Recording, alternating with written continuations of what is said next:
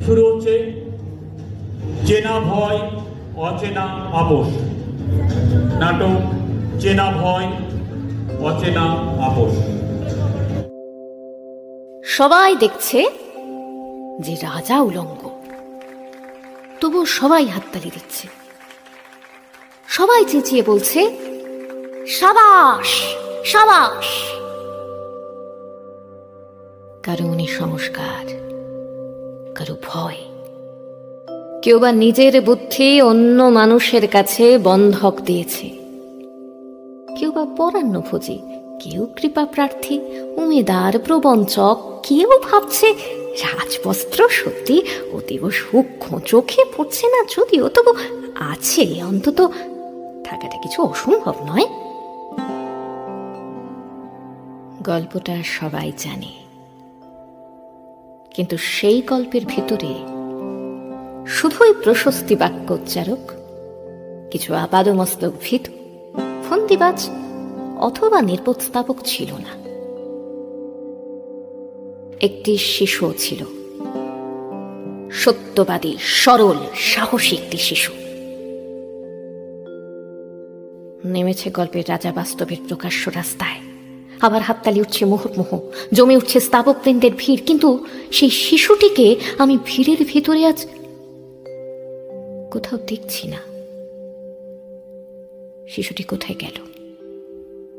কেউ কি কোথাও তাকে কোনো পাহাড়ের গোপন গুহায় লুকিয়ে রেখেছে? নাকি সে পাথর, ঘাস, মাটি নিয়ে খেলতে খেলতে ঘুমিয়ে পড়েছে কোনো দূর নির্জন নদীর ধারে, কিংবা কোনো প্রান্তরের গাছের ছায়ায়? যাও, তাকে যেমন করেই হোক খুঁজে আনো। শেষ একবার এই উলঙ্গ রাজার সামনে নির্ভয়ে দাঁড়াক। শেষ একবার এই হাততালির ঊর্ধ্বে গলা তুলে জিজ্ঞাসা করুক, রাজা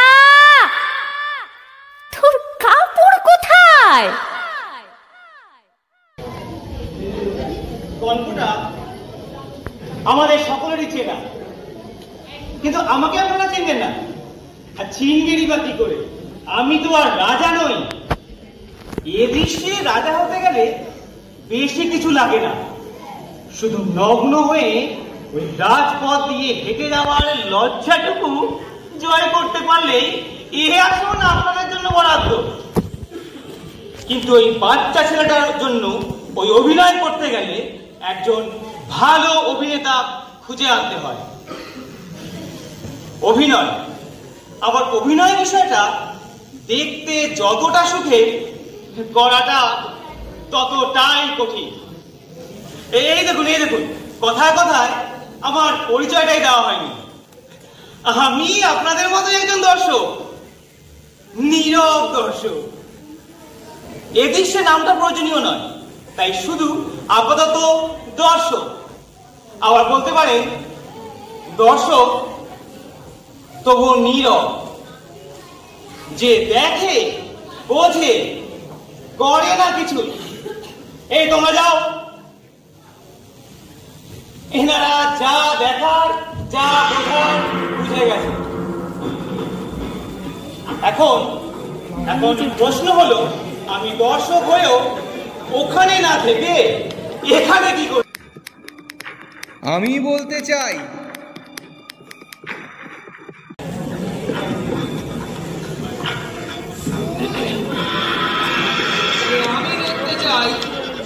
আপনি রাজাকে বলতে পারেন কিনা যে রাজা তোর কাপড় কোথায়? আপনাকে তো ঠিক চিনলাম না। আমাকে চিনতে পারলেন না? এতক্ষণ আপনার সামনে দাঁড়িয়ে দাঁড়িয়ে হাততালি দিলাম, আর এখন আমাকেই চিনতে পারছেন না? এই আপনাদের মতো শহুরে লোকেদের মশাই বিশেষ আপনারা প্রতিবেশীর নাম জানেন না? জানেন প্রতিবেশীর বাড়িতে রান্না কি হচ্ছে? তরকারি না অন্য কিছু? ক্ষমা করবেন, আপনার নামটা জানতে পারলে? বলবো। এন্ট্রির সাথে সাথে চরিত্রের নাম ঠিকানা বলে দিলে সাসপেন্সটা নষ্ট হয়। কিন্তু আমি তো সকলকে চলে যেতে বলেছিলাম। আমি সকলের বলতে পারি না। কেন? আপনি কি মানুষ নন? মানুষ আমি মুখোশ। ঠিক বুঝলাম না।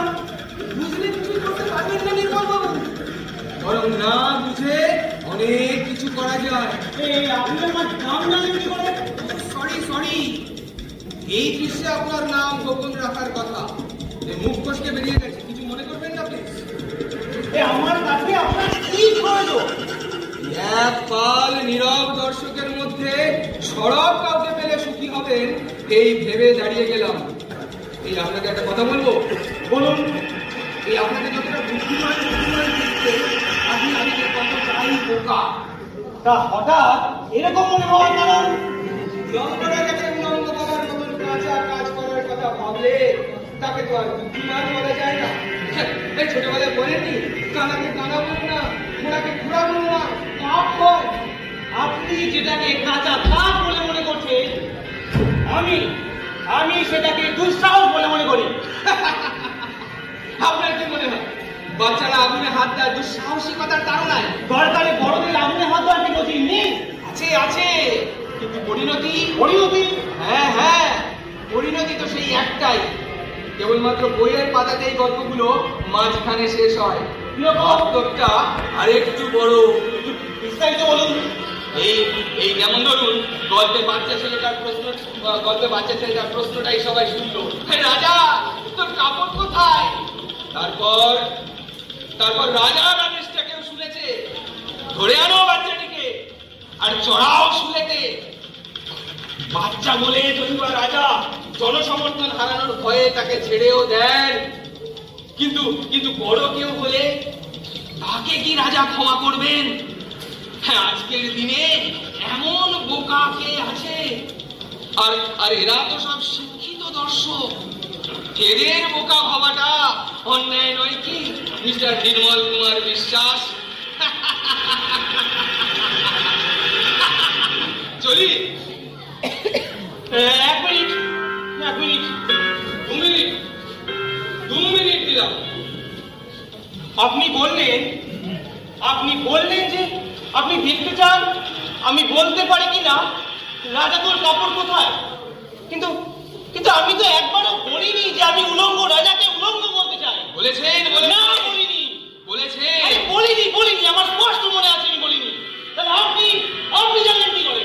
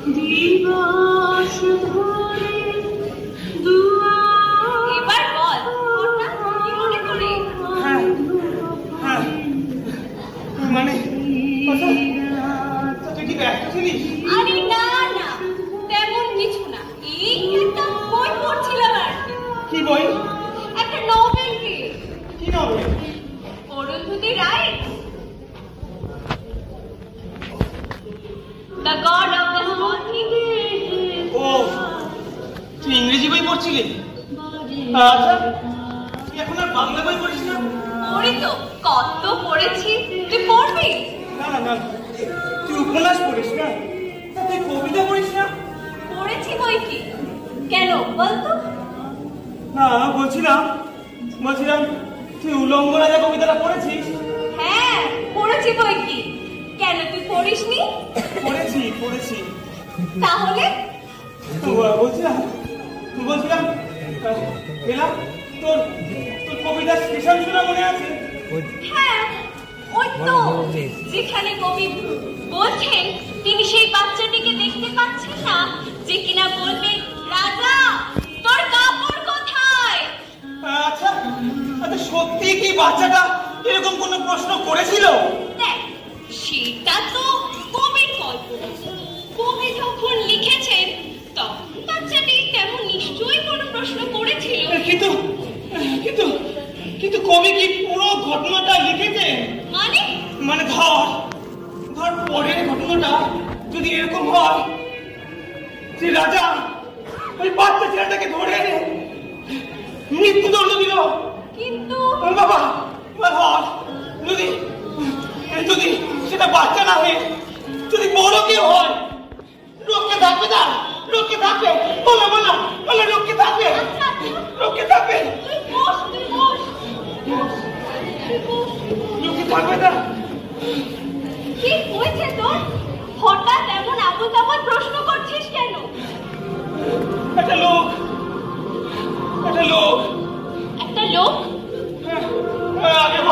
আগে বল রক্ষে থাকবে? কেন থাকবে না? নিশ্চয়ই থাকবে। কি করে থাকবে? আরে তা যদি না হতো তাহলে স্বৈরাচারী দেশ গড়ে যেত, গণতন্ত্র বলে কিছুই থাকতো না। গণতন্ত্র সেটা এক কাল্পনিক কথা। কে বললো তোকে? গণতন্ত্র না থাকলে এত আন্দোলন প্রতিবাদ এগুলো হচ্ছে কি করে? এগুলো সকলে তো হচ্ছে। তাছাড়া আচ্ছা তোর মনে পড়ে সেবারে কলেজে স্যারদের অনিয়মিত ক্লাস করার বিরুদ্ধে আমরা আন্দোলন করেছিলাম? হ্যাঁ মনে পড়ছে, তুই নেতৃত্ব দিয়েছিলি, কিন্তু আমি কিন্তু ভয় পেয়েছিলাম। কিসের ভয়? পাছে ছেলেদের কুমোদরে পড়ে যায়, পাছে আমার নম্বর কমে যায়। তাই তো আমি কলেজে আসি রে। ও হ্যাঁ তুই তো বলেছিলি তুই মামার বাড়ি যাবে। হ্যাঁ গেলাম, আমি তো ভীতু না রে। আগে ছিল, এখন আর ততটা নেই। কেন? তোর মনে নেই সেবার দুদিন কলেজ জল আসেনি বলে কলেজের মিউনিসিপ্যালিটির অফিসারদের যেভাবে তুই ধমকেছিলি, তাতে তো ভাই তোকে ভীতু বলা চলে না। সে তো তোরা ছিলি, আরো কত লোক ছিল তাই। আরে বাবা সেটাই তো কে পারে বলতো? আচ্ছা তুই একটা লোকের কথা বলছিলি না? হ্যাঁ একটা লোক কালো পোশাক পরা, জানিস দেখলে গা যেমন ঝমঝম করে। বললো রাজা ওই ছেলেটিকে। আর কথা বলছেন?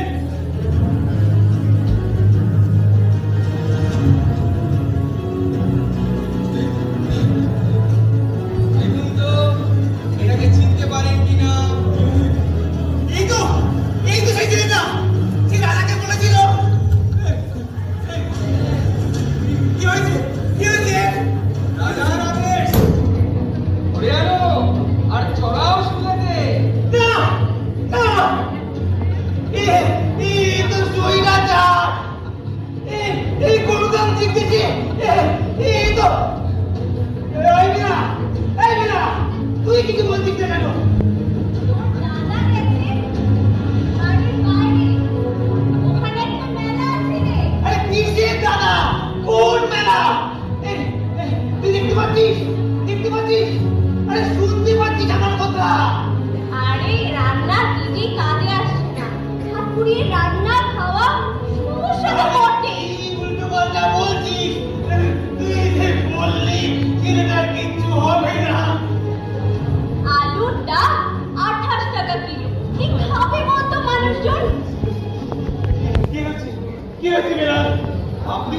করুন। কি হয়েছে তোর? তো দাদা ফোন এসে শোনাচ্ছে। হ্যাঁ, হ্যালো হ্যালো। কে আপনি? সত্য সেলুকাস, কি বিচিত্র এই দেশ। একটা ছেলে মনে পড়ে আছে, আর আপনি আমার সঙ্গে আত্মীয়তা করছেন। আপনার মনটা কি মশাই পাথরে গড়া? পাগল তো আপনি। এতটুকু ছেলেকে মারতে আপনার কষ্ট হলো না? আমি নয় রাজা।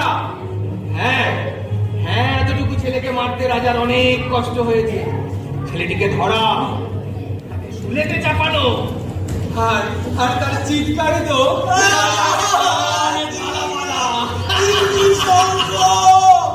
রাজা কি মানুষ নয়? মানুষ, রাজাই তো মানুষ, আর বাকিরা তো এতটুকু ছেলে ভালো করে কথাটাও বলতে শিখেনি। আর এত বড় কথা বলে দিল। আরে এ তো অন্যায়। ছোট্ট একটা প্রাণ, এ ন্যায় অন্যায়ের কি বোঝে? আপনি দৃশ্যটাকে অযথাই বাড়াচ্ছেন স্যার। পাখি দৌড় হচ্ছে। আমি যাই তবে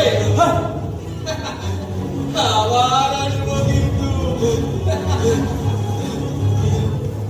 আর হ্যাঁ, আপনার বন্ধুটিকে বলুন মোবাইল ফোন ক্যান্সারের কারণ।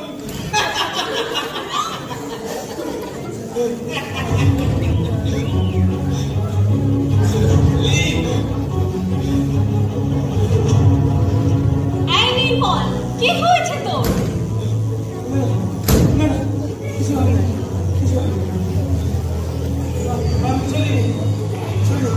আচ্ছা, আবার আসিস তাহলে। সাবধানে বাড়ি যাস।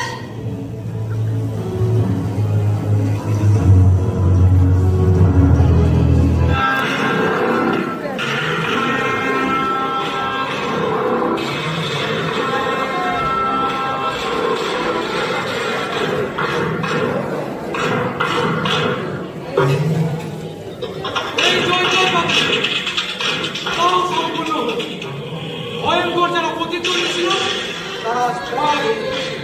সমস্ত সহজ হয়ে আমার জয় করে। দিক বিদিক থেকে অভিনন্দনের ফোন আসছে। রাজপথে ছড়ানো ফুলের ওপর দিয়ে অজস্র তরুণ পার করে হেঁটে এলাম। চারপাশে সুগন্ধি ধূপের গন্ধ, আমার নামে জয় করি এখন আকাশে বাতাসে প্রকম্পিত হচ্ছে। অথচ কি আশ্চর্য, আমার এই প্রাসাদের দরজায় ভিক্ষুক, রুগ্নতার চেহারা, ক্ষুধার্ততার সৃষ্টি। আমরা এখনই দাঁড়িয়েছি প্রভু। এত সুন্দর রাজপ্রাসাদে আশ্চর্য স্থাপত্য আর বিশ্বদারের পেট এই ভিক্ষু। কত অশ্লীলতা প্রভু। খুন করে ফেলি ওকে। না, তোমরা যাও ওদিকে কিনা।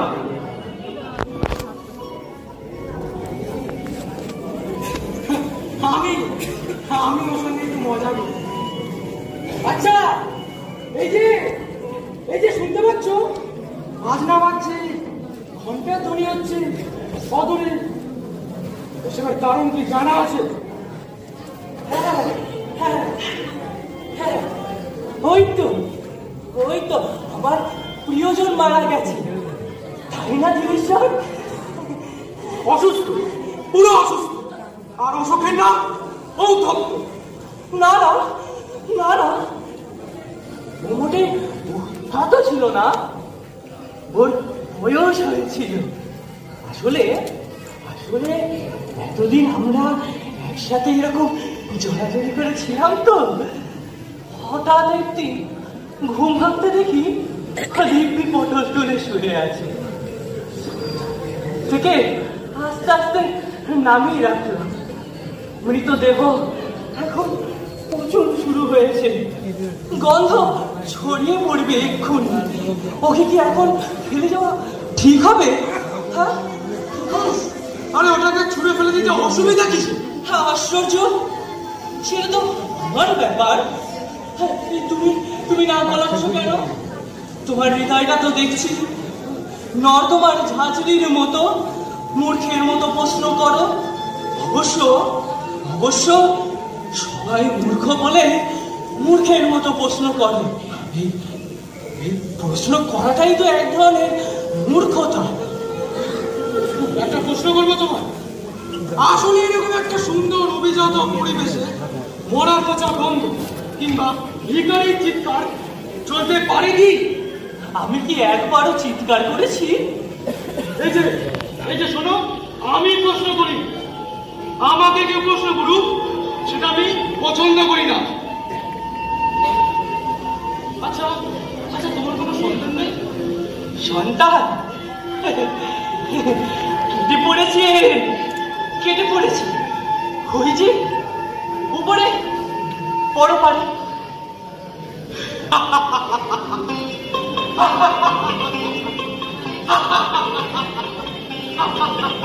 মানে কলা তো ওই রাষ্ট্রনায়কের মতো।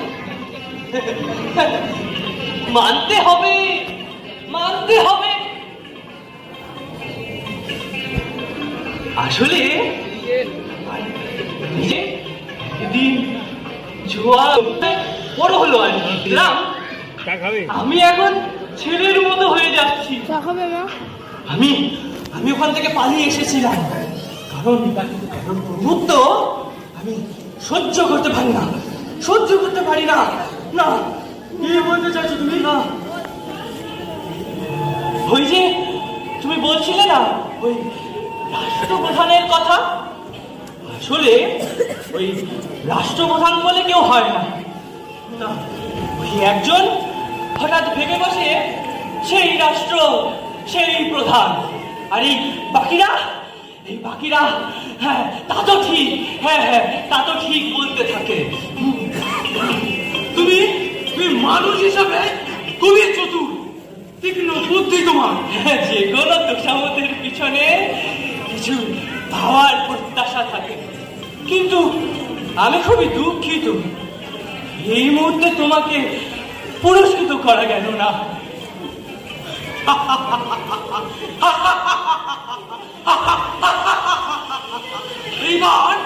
এইবার তুমি সত্যি আসা গেলে।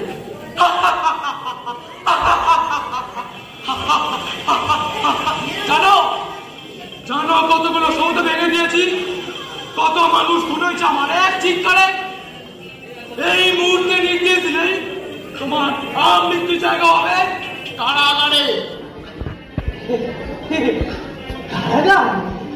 তাহলে তো খুবই ভালো হয়। এই বৃষ্টি আর কোনোদিন আমার অসহায় অদূর শরীরটাকে ভিজিয়ে দেবে না।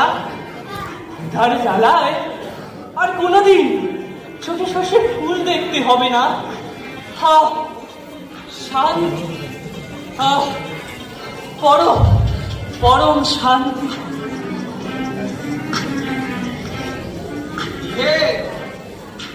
কি দেখলেন? ভিক্ষুক হতে পারবেন তো? আবার আপনি?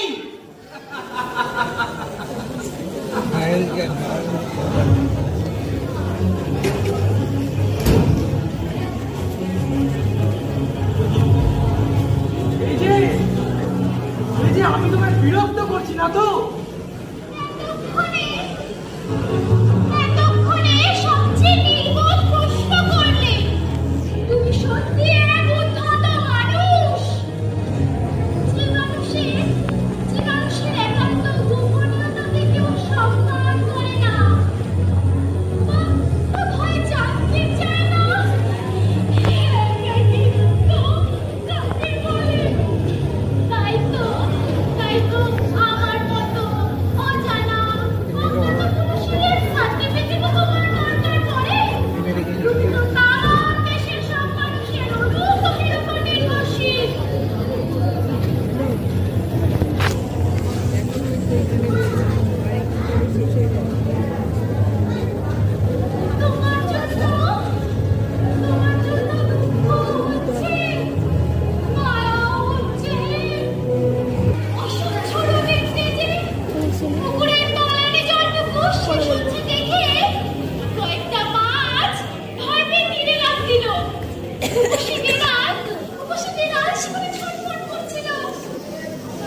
দেখতে পেয়ে বিড়াল ভাবলো, কি ভদ্র, কি বিনয়ী, ভাগ্য বাঁচলে বাবা, বারবার পরিশ্রমটুকু করতে দিল না।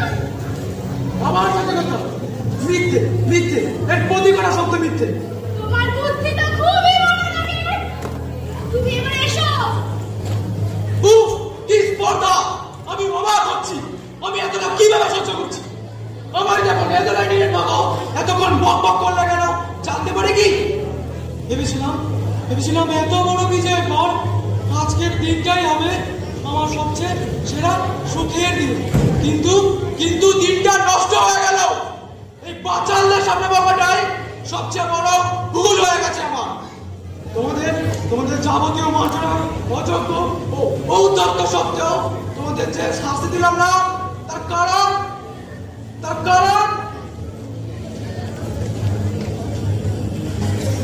চলি।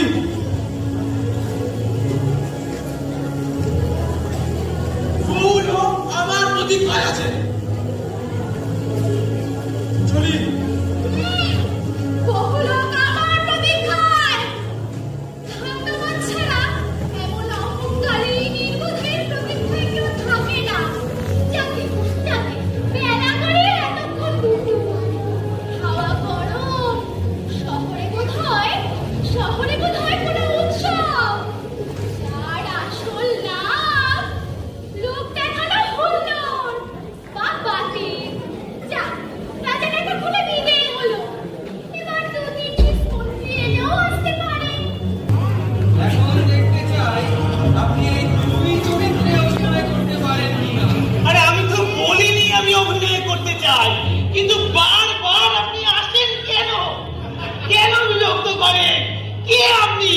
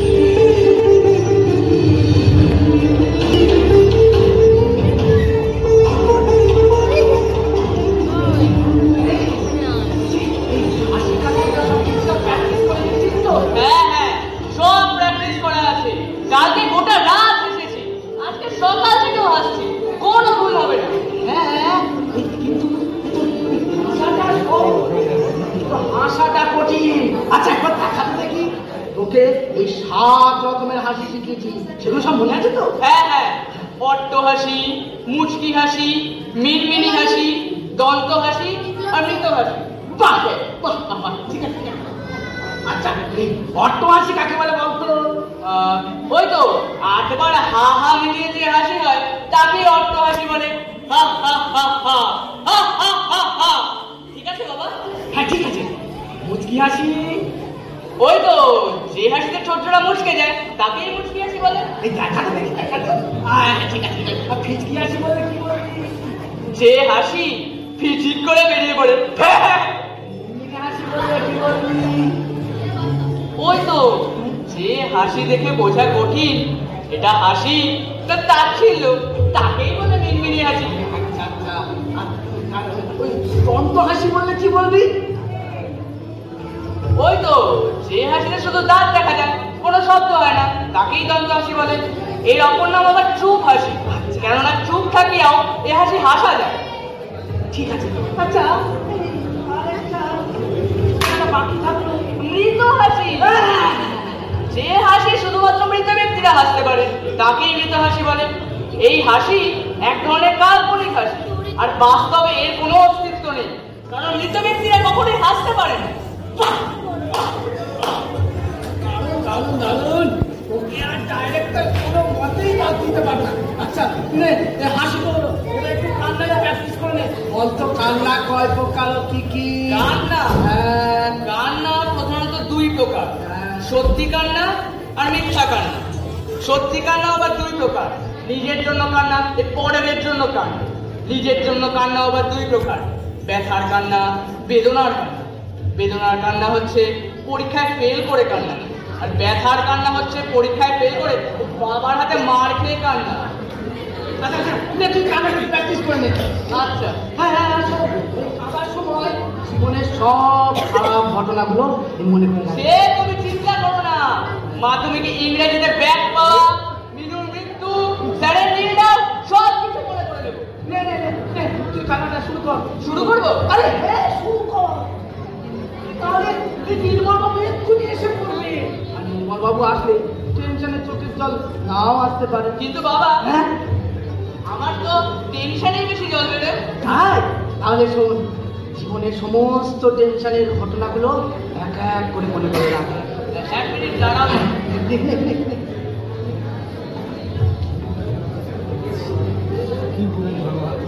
হ্যাঁ ঠিক আছে, এবার বলে কালি। ও মিনি রে, ও মিনি, আমার মিনি রে, তুই কোথায় গেলি রে? ও মিনি, তুই কোথায় গেলি? ও মিনি রে, তুমি রে।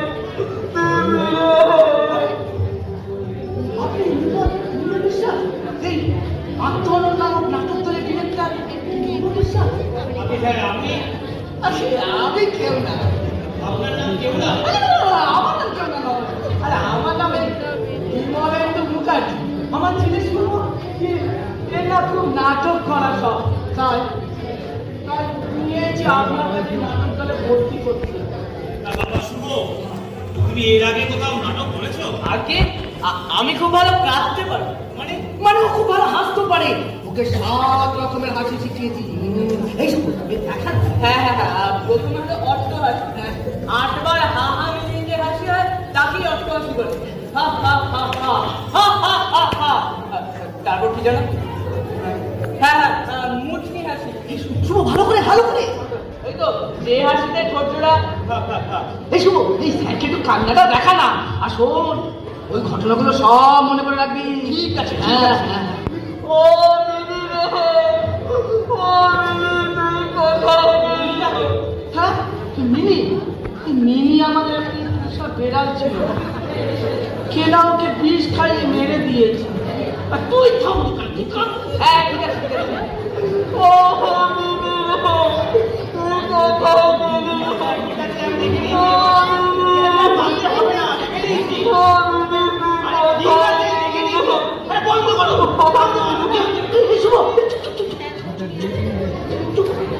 তুমি হাসি আর কান্না ছাড়া কি পারো? আগে আমি বলে সাঁতার কাটতে পারি। সাঁতার তো আর নাটকের কাজে লাগবে না। নাটকের কাজে লাগবে এমন কি পারো? স্যার ও তো হাসি কান্না দুটোই পারে। এই নাটকে আর কি দরকার হয় স্যার? নাটকে আর কিছু দরকার হয় না? কেন অভিনয় সে তো আমি পারবো। যে কোনো ধরনের অভিনয় আমি করতে পারবো। কানা, খোড়া, পাগল, মাতাল, মা, বাবা। আচ্ছা বেশ বুঝলে, আমি ভাবছি আমি একটা নাটক লিখব। সেখানেই একটা দৃশ্যে কিছু লোক দাঁড়িয়ে হাততালি দিচ্ছে। রাজা রাস্তা দিয়ে হেঁটে চলেছে, পাশে 2 জন প্রহরী। রাজা উলঙ্গ, কিন্তু ভয়ে কেউ কিছু বলার সাহস পাচ্ছে না। পাছে রাজা তাদের ধরে নিয়ে মেরে ফেলে। হঠাৎ একটা বাচ্চা ভিড় ঠেলে বেরিয়ে এসে বলল, রাজা তোর কাপড় কোথায়? এখন এই দৃশ্যে আমি তোমাকে যদি বলি তুমি কোন চরিত্রে অভিনয় করতে চাও, তোমার উত্তরটা কি হবে? স্যার আমি ওই বাচ্চা ছেলেটার চরিত্রে অভিনয় করতে চাই। বাচ্চা ছেলেটার চরিত্রে অভিনয় করতে চাও কেন? যেহেতু বাচ্চাটাই ভিড় ঠেলে বেরিয়ে এসছে, সেহেতু লোকে শুধু ওকেই ভালো করে দেখবে। কিন্তু রাজাকেও তো লোকে ভালো করে দেখবে, তাহলে রাজার চরিত্রে কেন অভিনয় করতে চাও না? অত লোকের সামনে উলঙ্গ হতে যদি রাজা বাড়াতে পারো, আমি পারবো না। আর বাচ্চাটাই একমাত্র কথা বলেছে, কথা না বললে সেটা কি আর নাটক করা হলো? কিন্তু পরের দৃশ্যটা যদি এরকম হয় যে রাজা ওই বাচ্চা ছেলেকে মৃত্যুদণ্ড দিল, তাহলে তো ভালো, বেশি ডায়লগ মুখস্থ করতে হবে না, একটা দৃশ্য করলেই মুক্তি হয়ে যাবে। ছোট চরিত্রেই যখন অভিনয় করতে চাও তাহলে নাটক করতে এসেছো কেন? তার মানে তুমি অভিনয় করতে ভালোবাসো না? না স্যার, ভালো লাগে, কিন্তু ওই ভিড়ে দাঁড়িয়ে হাততালি দেওয়ার অভিনয় করতে আমার ভালো লাগে। আমি এমন অভিনয় করতে চাই যেন কিছু বলার সুযোগ পাই, বাড়িতে এসে মাকে যেন বলতে পারি যে মা, আজকে আমি রাজাকে বললাম, রাজা তো কাপড় কোথায়? কিন্তু মাকে কি করে বলবে যে মা আমার ফাঁসি হবে? সব কথা কি আর মাকে বলতে আছে? তুমি অনেকটা বড়, বুঝলে? তোমাকে ওই বাচ্চা ছেলেটার চরিত্রে অভিনয় করে ঠিক মানাবে না। স্যার, এই ক্ষমতাটাই আসল, বয়সে কিছু এসে যাবে না, ও ঠিক মানিয়ে যাবে। কি করে মানাবে? পুরো দৃশ্যটা তো মিথ্যে হয়ে যাবে। দৃশ্যটা অভিনয় করার আগে পর্যন্ত মিথ্যে, অভিনয় করলেই তো সত্যি। এই, তুমি একটু আগে পর্যন্ত কেমন ছোটদের মতো কথা বলছিলে, এখন কেমন যেন বড়দের মতো কথা বলছো। বললাম না স্যার, সব রকমের অভিনয় করতে পারি, পরিস্থিতি অনুযায়ী অভিনয় করি। পরিস্থিতি অনুযায়ী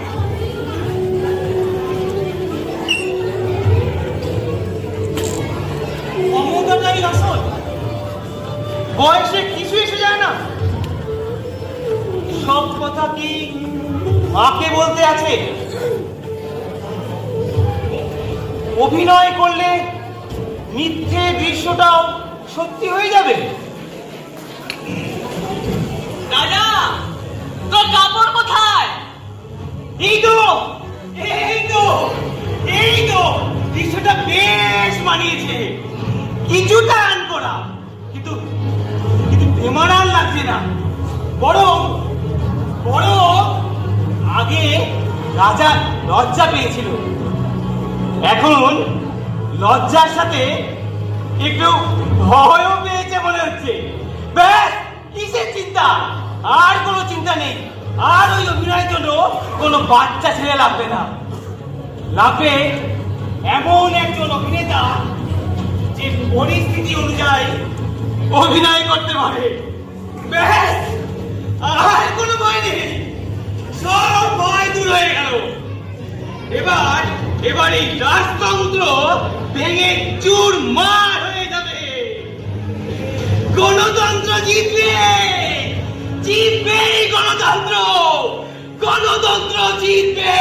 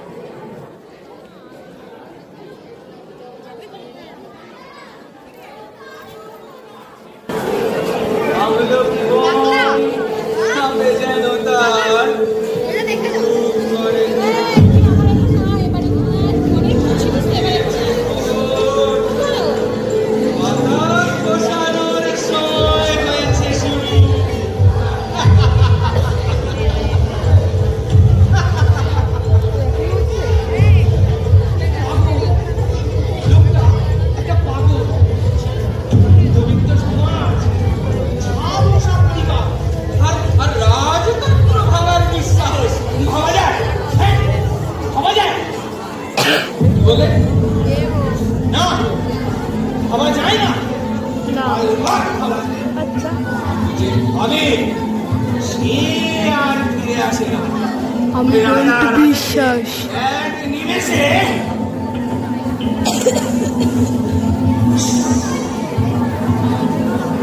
সাহসিকতা নিয়ে মানুষের মাতামাতির অন্ত নেই, কিন্তু সে ভুলে যায় যে সে অবিনশ্বর নয়। আমরা সকলেই জানি রাজা কাপড় পরেনি, কিন্তু কাপড়খানা তো চমৎকার বলে হাততালি বাজারে যদি পুরস্কৃত হওয়া যায়, তবে সে পুরস্কার না নেওয়ার কি মানে আছে আমি বুঝি না। মানুষ যদি আগে থেকেই ভয় পেয়ে থাকে, তাহলে আমাকে আর ওদেরকে কষ্ট করে ভয় পাওয়াতে আসতে পারে না।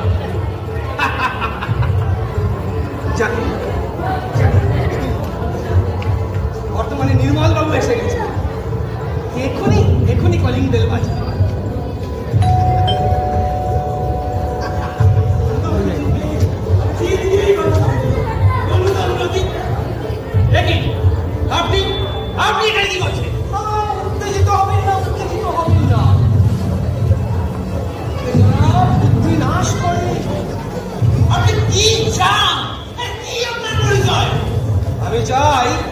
আমি চাই আপনাকে চিন্তা মুক্ত করতে।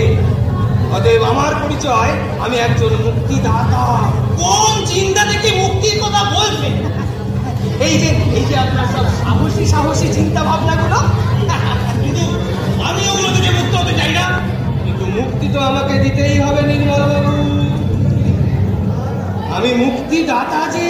আপনি বেরিয়ে যান, বেরিয়ে যান আমার ঘর থেকে, বেরিয়ে যান। হাসালেন স্যার, আপনার ইচ্ছে থেকে আমি এখানে আসিনি যে আপনার ইচ্ছে বলেই আমি চলে যাব। হ্যাঁ,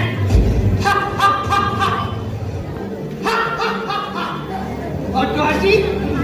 আটবার দিয়ে যে হাসি তৈরি হয় তাকে এ তো শুভর কথা। আপনি জানেন কি করে?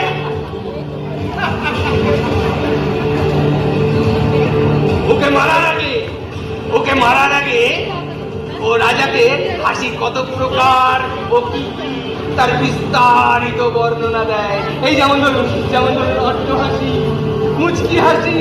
ওকে মারার আগে মানে আপনি ওকেও মেরে ফেলেছেন, আপনারা ওকেও বাঁচতে দিলেন না। ও তো নিজেই বাঁচতে চাইলো না, বললো আমি দাঁড়িয়ে দাঁড়িয়ে হাত তালি দিতে পারবো না। তাই রাজা ওর হাত দুটোকেই না বললো মাকে গিয়ে বলবো রাজাকে বলেছি। রাজা তোর কাপড় কোথায়? আর তার শাস্তি স্বরূপ তার জিভটাকে কেটে ভগবান। আর তারপর কোন অনাচারের রাজ্যে বাস করছি। আর তারপর আবার কি? তারপর ওর বুকের পাঁজরের হাড়গুলোকে একটা একটা করে টেনে ছিঁড়ে বের করা। চুপ করো,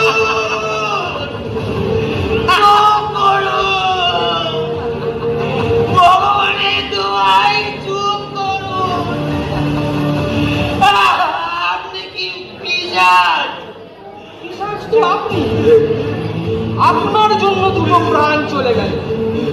আপনার মাথায় যদি ওই সত্যের ভূত না চাপতো তাহলে কি ওদের দুজনকে মরতে হতো? কিন্তু আমি তো সত্য বলতে চেয়েছিলাম। তাই তো আপনাকে চলে যেতে হবে।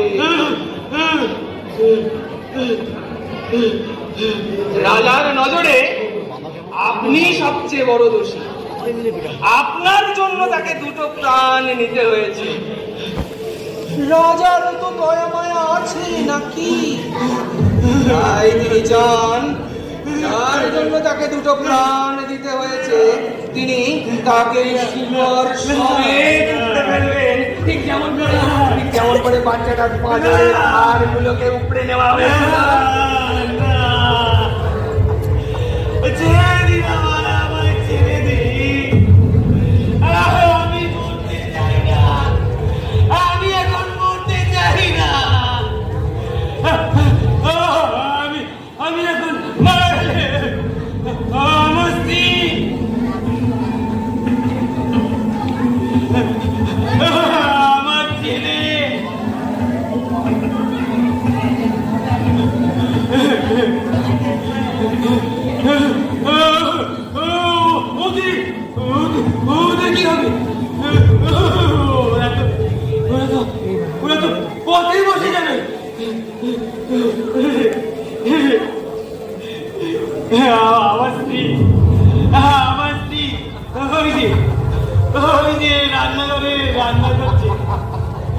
রান্না করছে পাশের ঘরে। আমি শুনতে পাচ্ছি,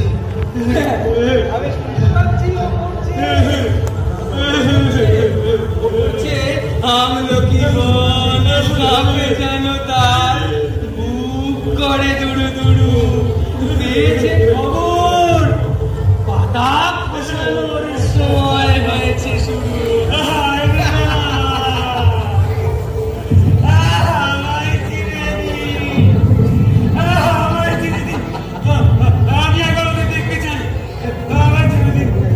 চাইলেই তো আর দেখতে পাওয়া যাবে না স্যার।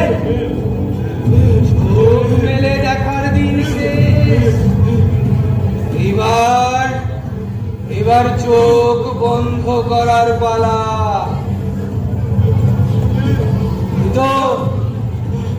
ওই তো রাজা মশাই চলে এসেছে। এইবার আপনি ইতিহাস হবেন।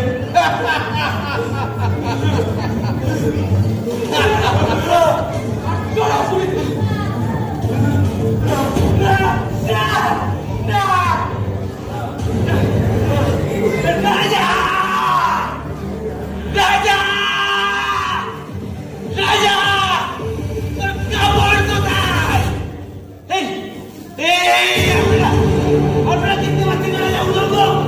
রাজার গায়ে কোনো কাপড় নেই। তাহলে চুপ করে আছেন কেন? প্রশ্ন করুন, প্রশ্ন করুন।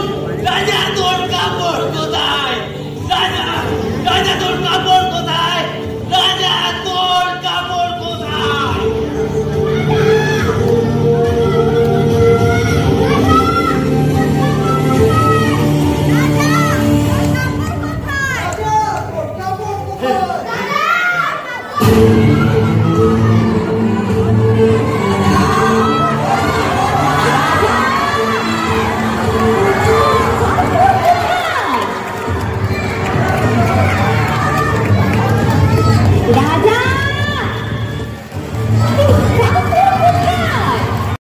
নির্মল বিশ্বাস চরিত্রে প্রসেনজিৎ চক্রবর্তী, ব্যক্তি চরিত্রে মনোজিৎ দাস, বেলা স্নেহা মিত্র, বাবার চরিত্রে বিপ্লব মণ্ডল, ছেলে শুভ প্রণীত চক্রবর্তী, রাজা সৌম্য দাস, 1 নম্বর প্রহরী শেখ মুমিন, প্রহরী 2 শেখ নূর মোহাম্মদ, বাচ্চা ছেলে সৌমিক আচার্য, ভিক্ষুক অব্রনীল ঘোষ এবং দিয়া পাল। ছেলের চরিত্রে অভিনয় করছে রাজদীপ। প্রজার ভূমিকায় রয়েছে প্রিন্স শাহ, ঋষভ দাস, রোহন হালসোনা, দীপায়ন চন্দন, দেব সাহা, ফরাদ আমিন, তাজউদ্দিন মোল্লা এবং কঙ্কন হালদার। এছাড়াও রয়েছে কৃষ্ণ বিশ্বাস এবং আরিফ খান। আবহ সঙ্গীতে শুভঙ্কর মণ্ডল। নাটকটির রচনা এবং নির্দেশনা অলোক ভট্টাচার্য।